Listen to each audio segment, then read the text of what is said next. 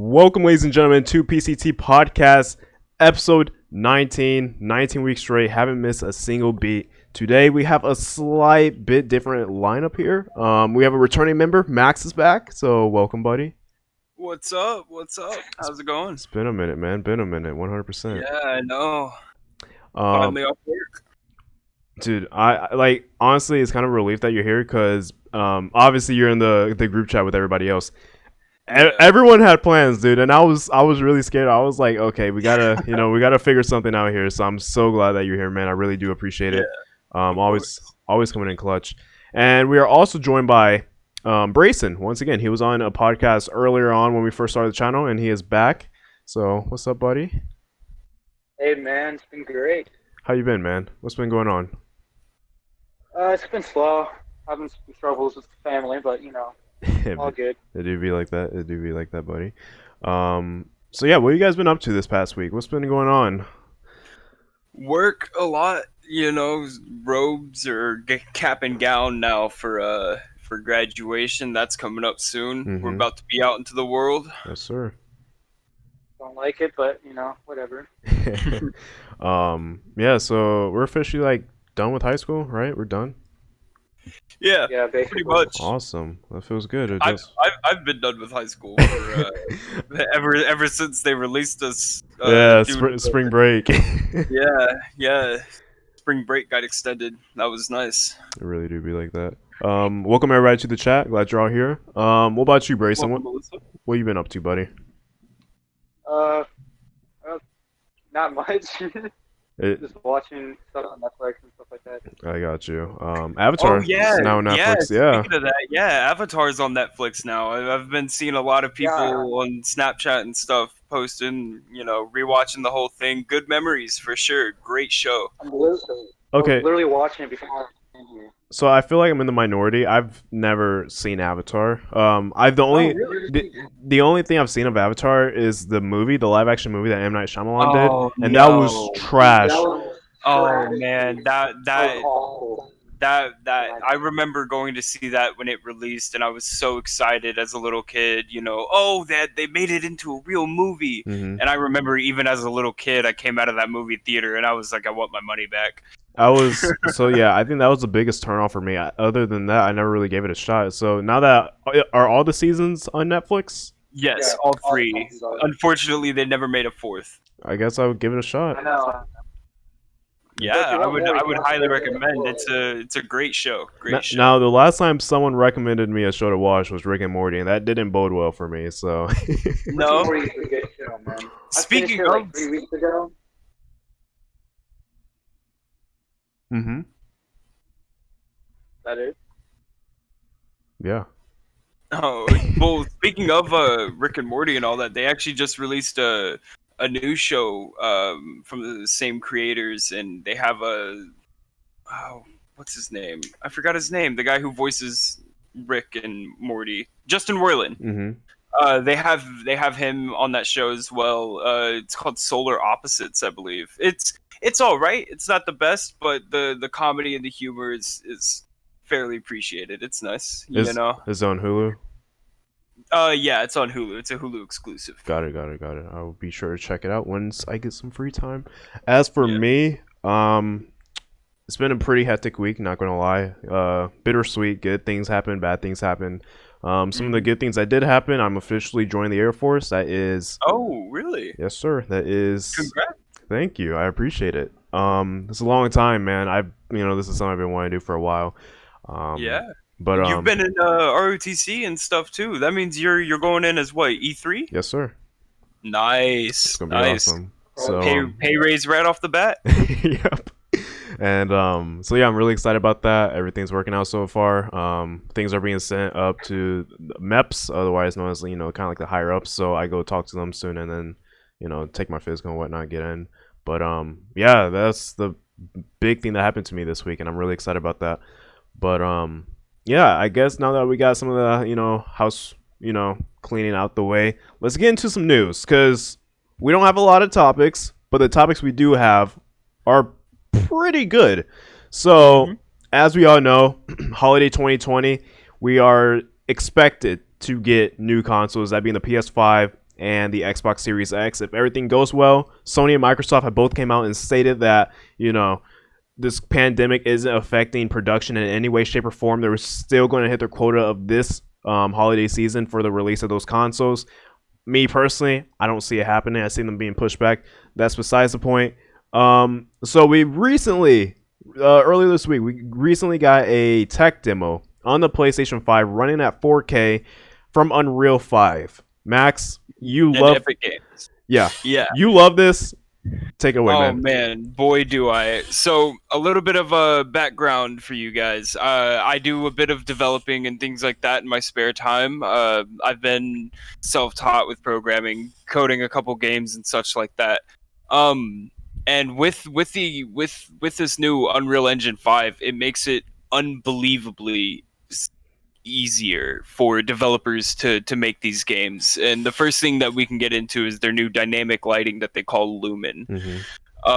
It's essentially real-time lighting that because usually beforehand, for people that don't know, on the developer backside of things, you would have to hand map your lighting and things like that. It would slow down the process a lot. You would have to hand map out where you want the lighting to reach, what you want the lighting to illuminate, and then you would have to go and render all of that and make sure that it's running properly. And a lot had to go into it. Very, very time consuming.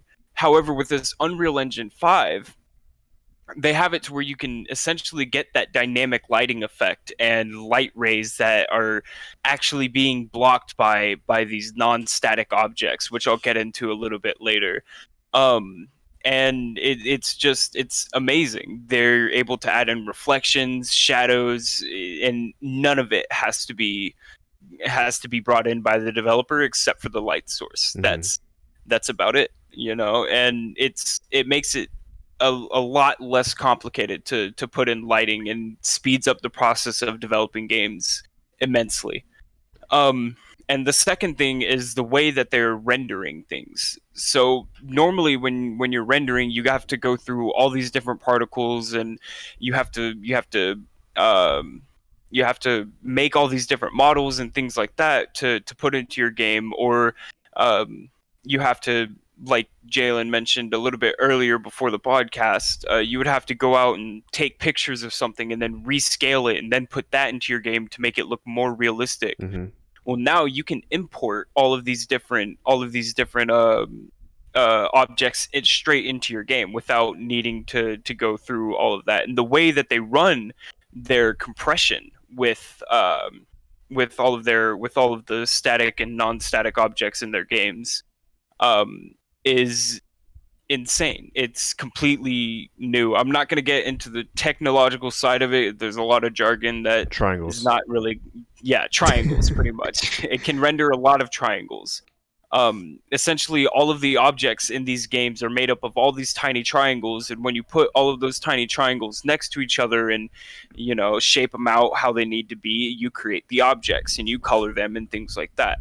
Well, what they're able to do is have millions and billions of particles running all at once, all of these different triangles, render at 60 FPS, and also add in this dynamic physics with it, making it to where everything interacts with each other the way it should. You don't get clipping issues, and you don't get things that look like they're supposed, like rocks that are falling that don't actually hit the cliff because they're animated to fall that certain way. You're able to let things just fall, and they fall where they may, And I guess a huge thing that I see the potential of when it comes to this game engine is that a lot of the stuff we saw in this tech demo was things that you normally see in cutscenes, things that would have to be recorded or already like pre-rendered. This was real time. This was happening real time. That entire video that they released with the tech demo was, like you said, it was real time. And being able to render that many particles, I think at one point in the video they showed off a statue that the statue alone took, I think, 6 million particles. And they rendered that in. It rendered flawlessly, beautiful detail, and then immediately afterwards went into a room with 500 of those exact statues with that insane detail still running at a solid steady 60 FPS, which has previously been something really hard to do. You need massive hardware for that. Something that can actually run that type of strain that it puts on your hardware. However, that does bring up an issue with what does this really mean for PC games? Because consoles are all standardized, and that's great and all. You guys can run this Unreal Engine. It's made to be able to handle that. But as far as PC games go, and computers running with Unreal Engine 5, you're gonna have to shell out even more money and upgrade your PC further to be able to handle games like that. Yeah.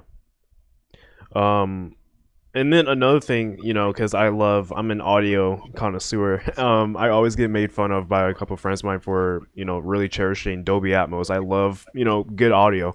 And one thing they quickly touched on in this tech demo was the audio. And I don't know how you listen to this, Max. I don't know if you had it coming through your monitor, or you had headphones, wherever the case may be. The first time I watched the tech demo, I watched on my phone. And my phone is Dolby Atmos certified. I have 2 speakers. It's set up like Dolby Atmos.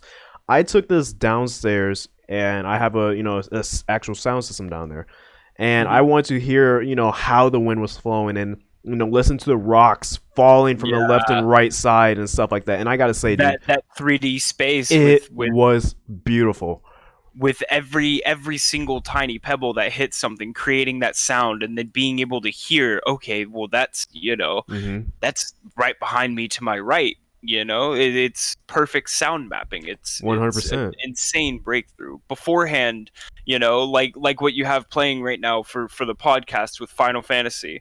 Even though this game may look great, and it's a great game, it looks amazing.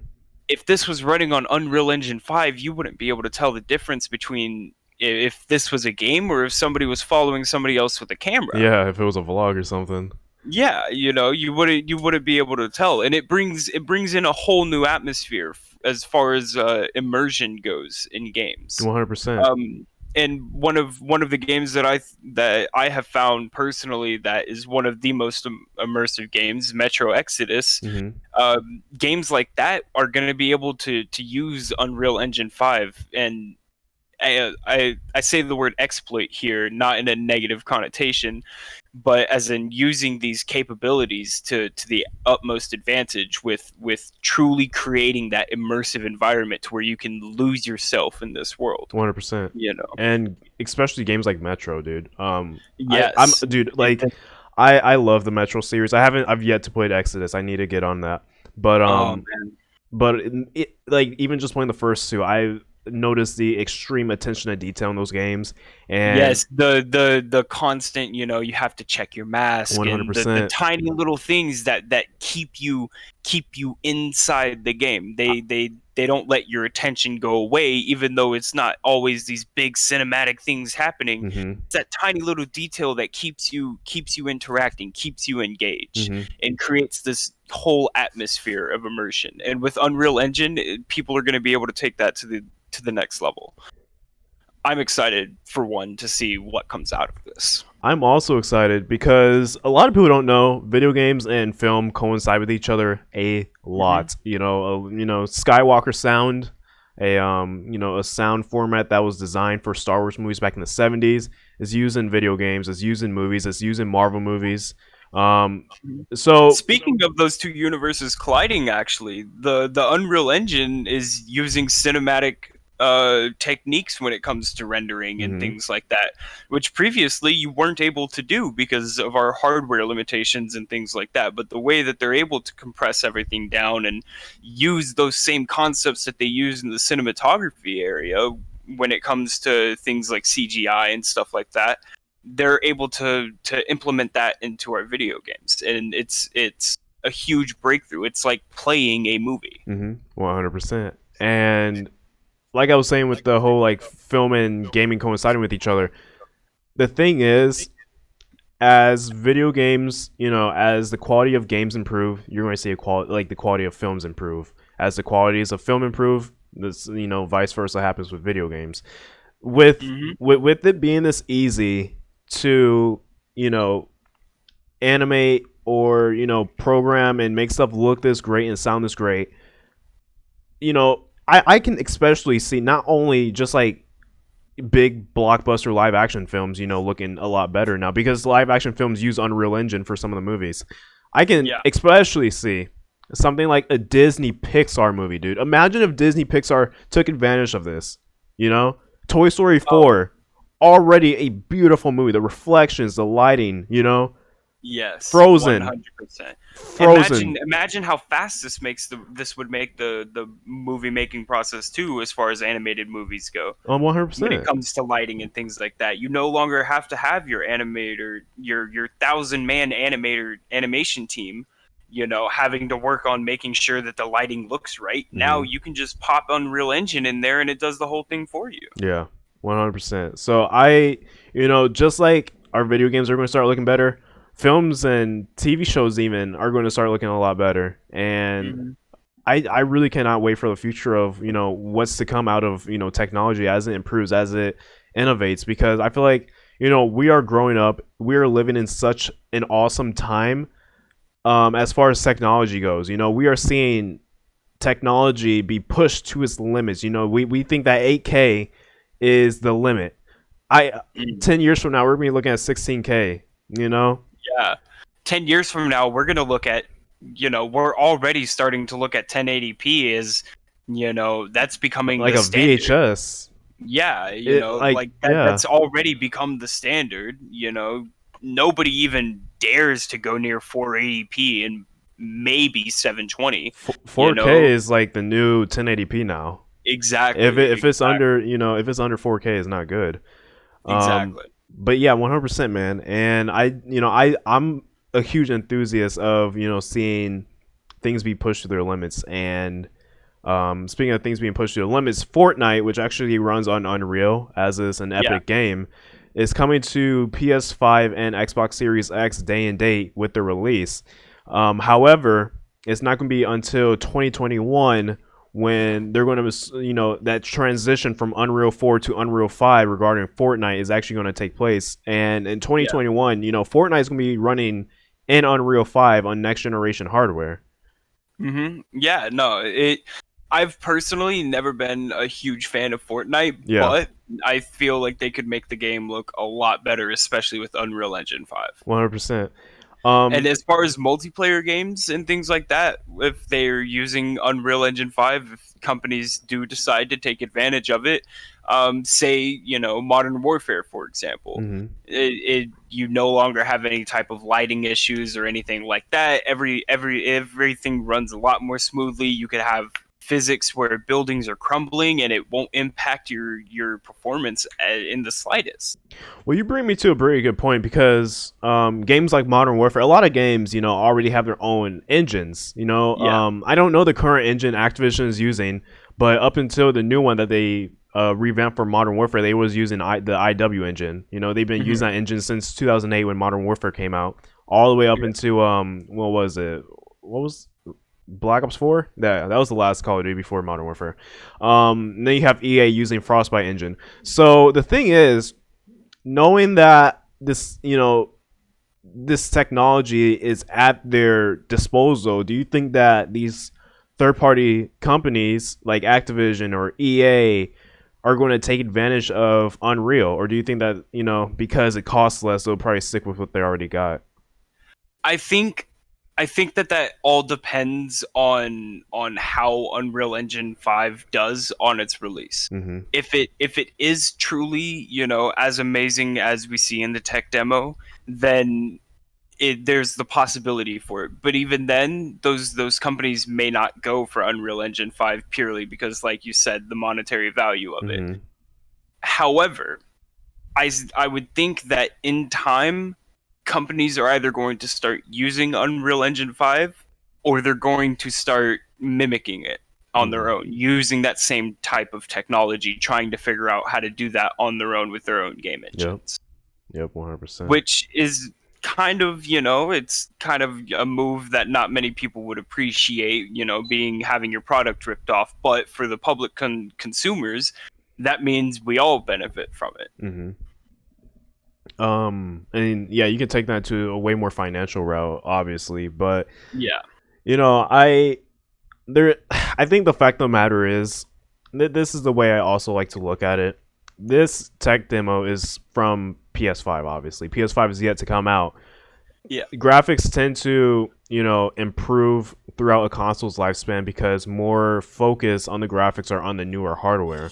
So this, when I say this, I'm not trying to say it sounds like it looks bad, but this is kind of like the bare bones of what the PS5 is going to be capable of. Exactly. That see, as a PC user primarily, I can say that one of the major benefits to console is that everything is standardized. Yeah. You don't have to worry about people not having good enough hardware to run your game or something like that. And that means any game that comes out with the PS5 has the potential to look as amazing as, that tech demo that Epic Games showed us. 100%. And yeah, dude, I'm just really, a lot of people are saying that, especially after the Inside Xbox press conference from last week, that they're like the difference between what we have now and what we will have, like it's just not that big of a difference. But I feel like as far as like the physics aspect come into play, we're going to start seeing a lot. As far as visuals go, resolution, okay, it might not be that big of a difference, but I'm talking like, seeing things move without when it comes to the physics engine, it's definitely something new. Yeah. Like the scarf in the tech demo that they released, the scarf on that main character. Naturally, you would have animations set for pieces of clothing and stuff like that on playable characters and NPCs. And if you didn't have that and you wanted to have it as a free-flowing object that moved with, physics and things like that, you would run into issues with clipping and things like that. Clipping being, like say the scarf was to go through her arm. It's not something the developers intended to do or intended to happen. It's just a byproduct of not having the technology to advance that. However, in that tech demo, the scarf that was hanging down was fully free flowing and its own object moving with the dynamics, and it would form and wrap around the main character's body, and it would actually move the way that it was supposed to be moving without any clipping issues and stuff like that. Yeah. I really do think that people are honestly just focusing on the wrong things. I think if anything, this tech demo was just show the small details having a more prominent role in video games in the future. It's the smaller stuff that's going to be impacted the most. Yeah, I think the main reason that people aren't able to properly appreciate this for what it is because they don't have that type of experience in the back end of games when it comes to rendering all those different particles in with the correct physics engine. It's a huge strain on any hardware nowadays. And being able to do that flawlessly without even having to program that stuff into the game is a huge step. 100%. So yeah, I'm super excited for it. I cannot wait. Is there like when is this actually supposed to be released? Do you know? I'm not completely sure. Let me see if they have anything in the description for it. No, nothing in there. I guess it's probably going to be releasing along with the PS5. Okay, so November, I would think. December. Yeah. All right, cool. I mean, I'm really stoked about it. I'm not gonna lie, it looks awesome. The potential's there. Yeah. So yeah, now that we got that, and I also put the link to the demo we were referring to in the chat in case you guys want to check out either now or after the stream. But on the movie side, we were talking about film a little bit there. On the flip side, I'm a huge Scarface fan, Yeah. You guys might not know this, but now you do. I don't know many people that aren't a huge Scarface fan. Amazing movie. I love both of them too. The one in the Oh, yes. 1930s about Al Capone, you know, and obviously you have your more prominent one in the 80s with Al Pacino, Tony Montana, you know, just iconic film.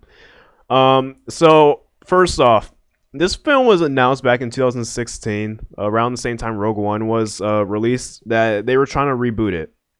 And I was baffled. I was like, why touch this gem, dude? But, you know, it's Hollywood. You know, that's what Hollywood likes to do. They like to, you know, make money. So why not try and make money in something that's already previously made money? Exactly. You know, the whole point of a reboot. So I was kind of upset that Scarface was getting the reboot treatment, but I wasn't surprised. So back when Rogue One came out, there was this person, an actor in the movie, Diego Luna. Everyone loved him in the movie. Everyone was like, he'd be a perfect Tony Montana, and I had to agree, you know? Thing is, the movie really never got lifted off his feet after that. You know, it was just kind of in the air. You never really heard anything about the movie until now. So earlier this week, we found out that Luca, I don't even know how to say his last name, but he directed Call Me By Your Name, a movie I absolutely despise, a movie that I feel like is just a terrible love story. And he is now slated to direct this Scarface reboot. And supposedly, Michael B. Jordan is supposed to be the lead. Really? I think it's Michael B. Jordan. I want to say it's Michael B. Jordan. I'm almost 100% certain. I did want to be part of everything. But yeah. What's okay? First off, what is your thoughts on a Scarface reboot? I feel like they're gonna have to pull it off well, or they're going to lose a lot of money. Mm-hmm. Yeah. If they're not able, if it's the same with any reboot, if they're not able to pull it off as well or better as the original, all they're going to do is lose money. And Just like Ghostbusters. yeah, it's a huge task to live up to. Scarface is an amazing movie. When was it released? 1983, and people still watch and talk about it to this day. Mm-hmm. You know, being able to pull off something like that is not going to be an easy feat. However, if they can, I think it's going to be beautiful. So my thing is, I don't know, man. I've always been a person. I've been saying this for weeks upon weeks on this podcast. I love creativity. I love new things. I love seeing new stories brought to life. Or, you know, I'm just a very innovative person. I don't like seeing the same thing over and over and over again. Mm-hmm. That's why I'm not too keen on sequels. I'm not too keen on, you know, remakes and reboots, because I've already seen that movie. The thing is, I feel like this movie could do well. That's the worst part. And I feel like the reason why I say this is this film can go either two ways. Granted, it is called a reboot. It's not a remake. So Michael B. Jordan most likely will not be playing Tony Montana. I see this film as a successor to 1982 Scarface, or 83. And I see this being a film where, you know, Michael B. Jordan could be either playing a... My first guess was a Haitian. I see him playing a Haitian in this film. He could just be playing a typical African American, you know. But I see this film as, you know, Tony Montana and Michael B. Jordan's characters somehow come together for whatever the case may be. And Tony Montana, you know, never mind. Tony Montana dies. I don't know where I'm going with this. I just remembered, dude. I was like, how did the movie end? And then I was like, oh, he got shot to death. Oh man. Oh man. Yikes! I don't know what to do now. Maybe it could, okay, so maybe maybe it doesn't have to take place in present day, because that was my mindset right now. Maybe it could take place back in the 80s, whenever the movie took place, and, you know, this is kind of like a side story that we never got to see in the film. You know, Tony Montana and Michael B. Jordan's characters still come together for whatever the case may be, whether they have some sort of dispute or whether Michael B. Jordan is trying to follow in his footsteps. You know, I can see this as a successor type movie. Mm-hmm. And, you know, Irishman this is the perfect thing, dude. Irishman is already de-aged Al Pacino. So if they really want to go back and they want this movie to take place in the 80s, they can do it. I don't know if you've seen Irishman, Max or Brayson, but the de-aging technology in that movie is insane. It's really weird, actually. And typically, what's up? I thought the movie was really good for what it was. Oh, it's an amazing movie. But the thing is, no, typically whenever you do de-aging in film, the characters come off as kind of sticky. Everything doesn't look quite right. It doesn't flow right. The thing is, Irishman did it perfectly. So if they want to make this movie take place in the 80s, have kind of like a side story with Tony Montana while everything else in the original film was going on, DH him, Michael B. Jordan and him come together for whatever the case may be, I think that would be the perfect route to go. Michael B. Jordan is not going to be playing Tony Montana, and Tony Montana will most likely not be a prominent character in this film simply because it's a reboot, not a remake. Yeah. Like I said, I think it's going to take a lot of hard work to pull off and make it as good as the original Scarface. I'm really hoping that they do. And that's the thing, man. I feel like when you expect something to be better than the first, you're already setting yourself up to not like it. And dude, Scarface is I'd argue is a perfect movie. It's one of this. It's up there with Godfather, Irishman. Those type of movies for me. Goodfellas, and I can't see a sequel. Coming out in the same world, in the same universe, that's better than the first one. Yeah, no, it's definitely going to be a feat to pull off if they're able to. So, actually, someone just put in the comments, TJ Mack, he put Mad Max, and I think that's a perfect example of, something I'm thinking of in my head for the Scarface movie. Fury Road is by far one of my favorite movies ever. And I also love the original 3 Mad Max movies.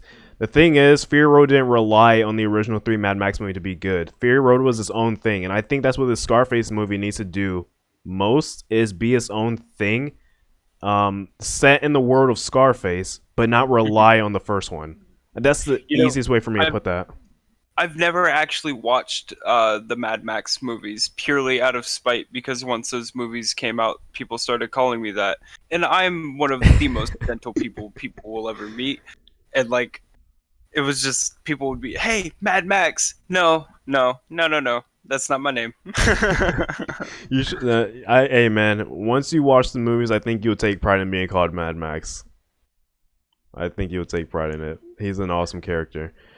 But yeah, dude, I don't know, man. I'm really on the fence about this movie because the director's there. Supposedly, this movie's being written by the Coen brothers, who the first 2 movies that come to mind is Fargo from the 90s, amazing movie, and No Country for Old Men. They did those 2. So I mean, the talent's there, and even if Michael B. Jordan is attached, the talent is still there. I just don't want a movie that feels like a cash grab. I want a good movie that's rich in story and expands off this universe that was set up by Brian De Palma in the 80s. I don't want anything that's like, you remember the cool cars with, cheetah print on them. You remember the shootouts, everything that makes Scarface awesome. Well, let's just put that in this movie 100 times. I don't want that. I want a rich story, because that's what made Scarface awesome. Yeah, 100%. So, go ahead. But speaking of some awesome movies, though, not technically a movie, but a TV series, we're getting another season of Mandalorian. I know, man. I gotta say, I thoroughly enjoyed the first season. Really good. It's not my favorite TV show of all time, but it was a pretty good series. And I wish Jake was here because he knows so much more about Star Wars than I do, and all of us pretty much. Yeah. But it seems like Mandalorian really isn't hiding anything. It seems like week after week we're getting more and more new casting and stuff like that. So most recently, Timothy Oliphant, who the first movie that comes to mind with this person is the 2007 Hitman movie. Oh yeah, he played he was Hitman in that, And he was also in another movie more recently. I cannot put my finger on it, but his acting career for me has been really hit or miss. Regardless, he's supposed to be in season 2 among a slew of characters. You know, we're getting Ahsoka from the Clone Wars. We're getting Bo-Katan. We are getting, just a whole bunch of Boba characters. Fett. Yeah, Boba Fett's going to be in here. Yeah. And that's awesome. I cannot wait. And the dude that played Boba Fett in Episode 2, the Attack of the Clones, is playing, or Jango Fett. I mean, the dude that played Jango Fett in Attack of the Clones is playing Boba Fett in this, and it's going to work awesomely. I mean, I think they're building the hype for this movie at the perfect time. It's supposed, or not the movie, my bad, the new season. Mm-hmm. It's supposed to release in October, and it's only a couple months away. I think that this is one of the best times that they could be releasing, just enough info to get us excited about it. 100%. Yeah, but also a complete side topic. Speaking of returning characters, the new Scooby-Doo movie, I'm pretty upset about it. Oh yeah, it came out today, right? Maybe, but I don't know if you guys ever watched the old live action movie. The guy who played Shaggy. I don't remember his name. Mm-hmm. They're not having him come back to voice Shaggy again. Is there a particular reason? And I'm not sure. Huh? I don't know why, but it's kind of stupid not to. He's done the voice for his whole life. Exactly. He was essentially like the Heath Ledger of the Scooby-Doo for Shaggy. He was the perfect guy to play that role. He did it amazingly, and even he was super upset about not being called back to voice Shaggy. I remember seeing the commercial and Shaggy popped up and started talking, and I was like, what are they doing? Yeah, and Scoob, I think that's the movie you're referencing, right? Scoob? Yeah, Scoob. Yeah. It was released digitally today. $25 in 4K. You can miss me with that. Currently, currently the ratings are pretty low too. I believe earlier I checked it. It was in the 40s for critics, and then this I think it was like high 70s for audience. But, I think honestly they need to just leave Scooby-Doo alone and leave it as it was. That was, a lot in our era of cartoons and things like that. Mm-hmm. I get that they're trying to appeal back to that younger audience with the animated TV shows and stuff like that. But I think that that's one of the shows that they should just leave in the past, because without, growing up watching Scooby-Doo every day when you get home and always finding out that it's somebody that they know, oh no, who could have guessed it was you, the janitor, the whole time, without growing up with that, Scooby-Doo, I don't think the younger audience is going to appeal to it very much, especially with all the new animated shows that they've been releasing for the younger audience. And I think that's the biggest issue. They're these studios are always trying to play off nostalgia. However, the films and the TV shows they're making purely nostalgia based are meant for children. They're not really meant for us. Exactly, and these nostalgia based things, they have to realize at some point, all those that target audience that they want for that nostalgia is they're all becoming adults now. They're not gonna want to go watch a Scooby-Doo movie that just came out. Mm-hmm. There are a lot of things that are better left in the past and not making a reboot of. 100%. And you bring me right back to my point of Scarface. There's absolutely no reason why that movie needs a successor, a reboot, a remake, wherever the case may be. Exactly. It has I think the biggest issue with a lot of things is, these properties have definitive beginning, definitive middles, and definitive ends. And it's like, it's always about money. That's all it's ever about, Yeah. And, I understand that, but don't you, from my perspective, I know it's a safer route. We can look at Force Awakens, for example. That movie's pretty much A New Hope, from beginning to end. It's A New Hope, just, remastered in a way. Yeah. So obviously doing stuff like that is a safer route. You're guaranteed to appeal to an audience, because if someone liked it back then, someone's going to like it now. I understand that, but the thing is, I feel like telling new stories, man, being innovative, being creative, that appeals to me more than seeing something I've already seen before. That's why I take such pride in watching indie films and watching smaller films that don't get enough recognition.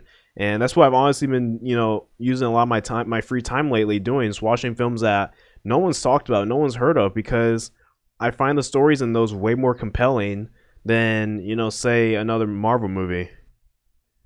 Yeah, no, 100%. I think, I mean, if you really, I'm not sure if they have much of a choice though at this point. Yeah. There's within, the short time span, not really short time span, but the time span that we've had, cinematography and things like that. I think that the creative teams have kind of trouble coming up with that new story. There's been so many things that have already been done, Mm-hmm. you know. No, And I 100%. think I think it might take, new advancements in the real world for us to actually get some new creativity out there. Yeah, 100%. And I don't know, man. It's not even about like creating new stories, because we can even look at movies like Queen and Slim, which is it's a Bonnie and Clyde story. However, obviously the biggest difference is that the main characters are black, and Yeah. so it's also like taking your own personal spin on stories that have already been created. So I I don't know, man. I just feel like things do need to be left in the past. And I feel like if things are left in the past, they're better remembered. I'm not gonna lie. I feel like if you make something that's bad off a property that was popular, 5, 10, 20 years ago, then that property is going to kind of be, like, well, was it really that good?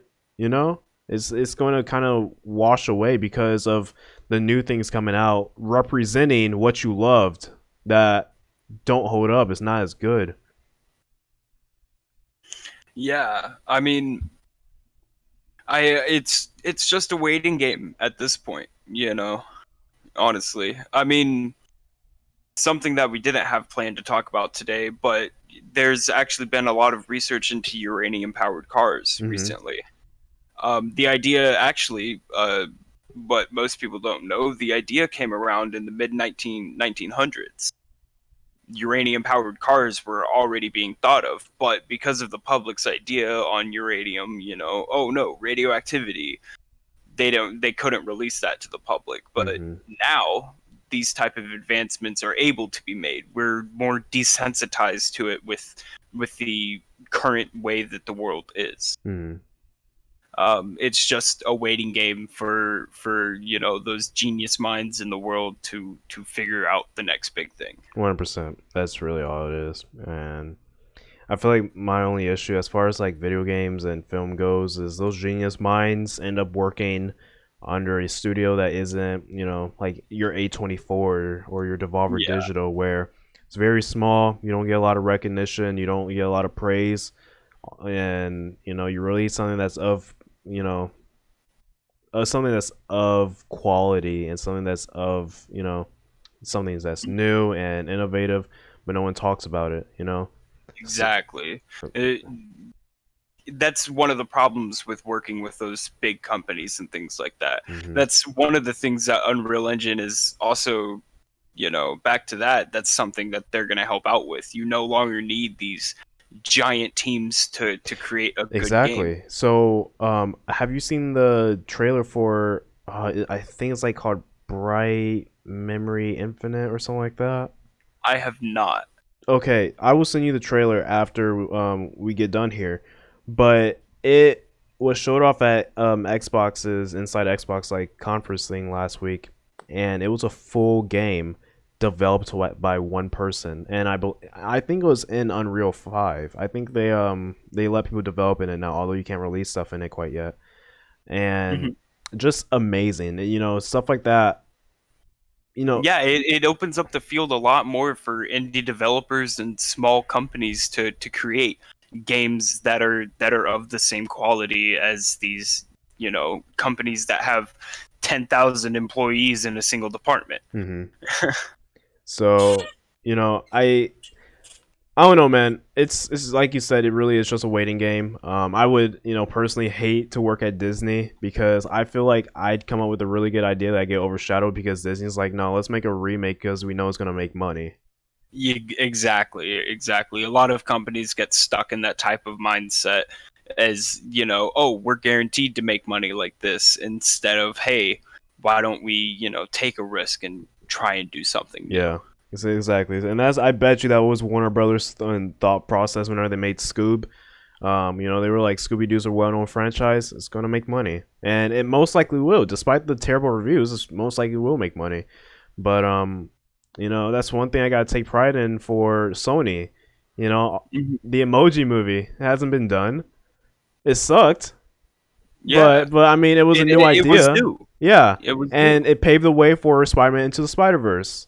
Yeah, So 100%. So I mean, you could just. I think the takeaway from this show is just be creative. Try not, use things as inspiration, but don't, use things as a template. That's honestly probably one of the wisest things I've heard in a while. Use things as inspiration, not as a template. There's too many people out there that, control C, control V and edit Mhm. a couple words and call it their own. Mhm. That's not how things should be done. You should be able to go out and, read that article and create your own opinion on it, One hundred not percent. change a couple words and say it's your own thinking. 100%, man. 100%.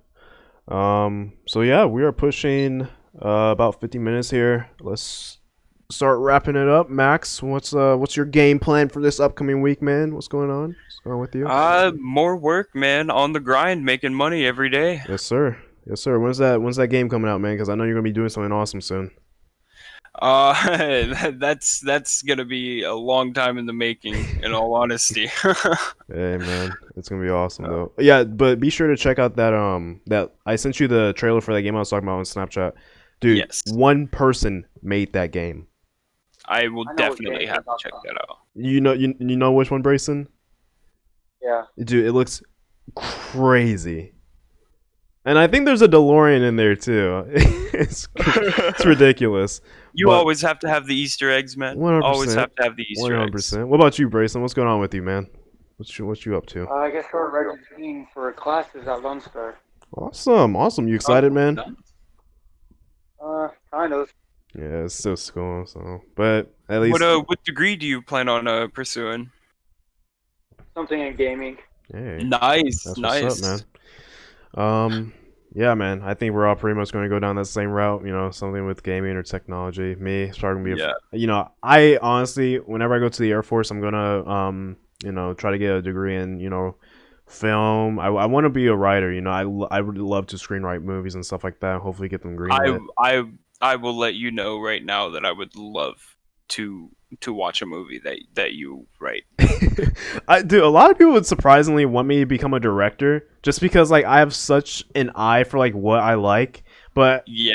wait, dude, honestly, I'm sorry, way too much work. Oh yeah, no, 100%. That is a lot of work. I'd rather just write something that's really good. But yeah, man, we're all even Jake and Miguel, we're all gonna be doing something awesome. Everyone watching the stream, just keep your head high. This whole COVID-19 pandemic, it's gonna be behind us before we know it, and then you can get back to your lives doing what you love. You know, Mhm. but 100%. while you're still indoors, make the most out of the time. Try something new. Yeah, learn a couple skills, Yeah, If you want to get into to programming, there's a ton of websites out there to help you. If you want to get into audio visual tech, stuff out there to help you. You want to learn how to cook? Tons of people are becoming Aunt Jemima up in here. yeah, like Gordon You Ramsay, know. 100%. I already know how to cook. So I don't do that. Hey, bro, ramen doesn't count. No.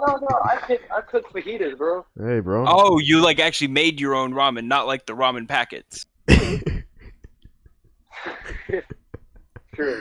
My God. Yeah. All right. Invite me over, bro. We'll have a fajita fest. I'm down. No more than 10 people though. No more than 10. Rip. All right. Well, Maybe we can get the whole group together. I'm down. I'm down. Let's yeah, I'm down. Let's do it. I'd be down too. Fajitas go hard, bro. Indeed. But yeah, so I guess that's going to conclude this week's episode. Highly appreciate everybody for sticking by, coming out, supporting the podcast. You guys are all awesome. I appreciate you guys as well, Max and Brayson, for coming out as well. Of course. Had an awesome conversation with you guys tonight. And yeah, we'll see you guys next week right here on PCT. Take care, guys. Pieces.